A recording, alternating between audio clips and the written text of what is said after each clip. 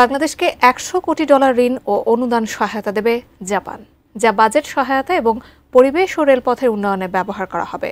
সকালে টোকিওতে প্রধান উপদেষ্টা ও জাপানের প্রধানমন্ত্রীর দ্বিপাক্ষিক বৈঠকে এই সংক্রান্ত 6টি চুক্তি ও সমঝোতা স্মারক সই হয়েছে। জাপান থেকে আরও জানাচ্ছেন সহকর্মী আবুল কালাম আজাদ।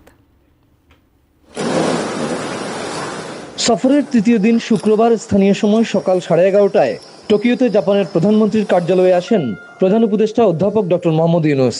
তাকে অভ্যর্থনা জানান জাপানের প্রধানমন্ত্রী Shigeru Ishiba. Guard of honour দিয়ে সম্মানিত করা হয় ডক্টর ইউনুসকে।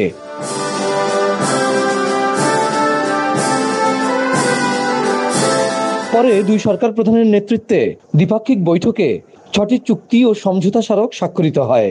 এগুলো হলো বাংলাদেশ বিনিয়োগ উন্নয়ন কর্তৃপক্ষের ওয়ান স্টপ সার্ভিস, ব্যাটারি চালিত সাইকেল তৈরির কারখানা, প্রিপেইড গ্যাস মিটার স্থাপন, তথ্য নিরাপত্তায় পাইলট প্রকল্প চালু, বাংলাদেশে বিশেষ অর্থনৈতিক অঞ্চলে জমি এবং প্রতিরক্ষা সরঞ্জাম ও প্রযুক্তি সংক্রান্ত বিষয়। এসব চুক্তির আওতায় বাংলাদেশকে মোট $1 বিলিয়ন দেওয়ার আশ্বাস দিয়েছে জাপান। এই পর্যন্ত যতগুলো আলোচনা হয়েছে সবগুলোই নানা ইতিবাচক বিষয় নিয়ে আলোচনা হয়েছে। অনগোয়িং যে প্রকল্পগুলো আছে সেগুলোতে সহযোগিতার বিষয়গুলো আলোচনা হয়েছে, বিশেষ করে মাতার বাড়ি নিয়ে।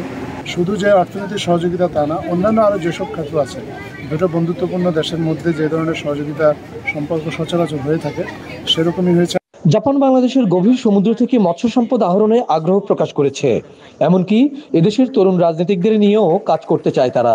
নতুন করে কোনো সহযোগিতা করা যায় কিনা সেগুলো নিয়ে আলোচনা হয়েছে, যেমন ডিপ সি ফিশিংয়ের একটা বিষয় আলোচনা এসেছে। পাশাপাশি তারা আমাদের যে তরুণ রাজনীতিবিদ, বিভিন্ন রাজনৈতিক দলের যে তরুণ রাজনীতিবিদ আছে তাদেরকে আরও কীভাবে তাদের ক্যাপাসিটিটা বিল্ডিং করা যায়, বিভিন্ন দেশের গভর্নেন্স সিস্টেমটা যদি তাদেরকে দেখিয়ে তাদেরকে ভবিষ্যতের জন্য প্রস্তুত করা যায় সে বিষয়ে সহযোগিতার আগ্রহ ব্যক্ত করেছে।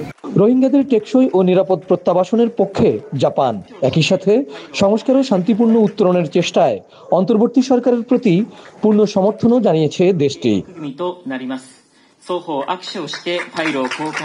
নিক্কেই ফোরামে যোগ দেওয়ার পাশাপাশি প্রধান উপদেষ্টার জাপান সফর অতীতের যে কোনো সময়ের চেয়ে জাপান বাংলাদেশ সম্পর্ক নিয়ে যেতে পারে অনন্য এক উচ্চতায়, যা সহায়ক শক্তি হিসেবে কাজ করবে নতুন বাংলাদেশের পথ চলায় প্রত্যাশা সবার।